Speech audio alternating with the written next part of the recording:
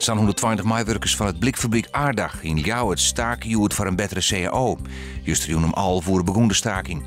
De actie zal daarna in Emmen oernomen worden. De directie van Aardach heeft in het vooral besloten om het fabriek te sluiten en de productie helemaal stil te lezen.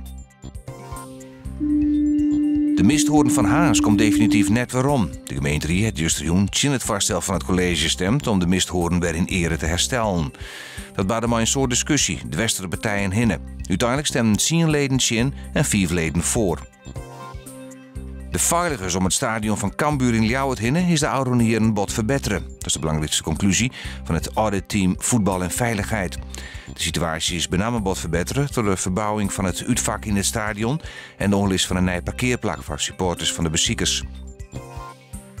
Zo'n 30 taxichauffeurs hebben haar zwaar uitsprutsen door het taxibedrijf Klomp. Dat dienen ze juist op een bijeenkomst van de FNV op het Jereveen. Gewoon chauffeurs hebben al tijden geen leen uitbetalen kregen. Het geld dat zijn taxibedrijf had het dreig omdat ze een soort onrendabele ritten uitvieren. In Friesland rieden ze onder oren van zwaargroep Aliade. Juni is nog zinneskin waar, vannacht helder en 12 graden en er zit een matige eerste wien. Morgen simmerzwaar, 26 graden, de eerste wien is matig.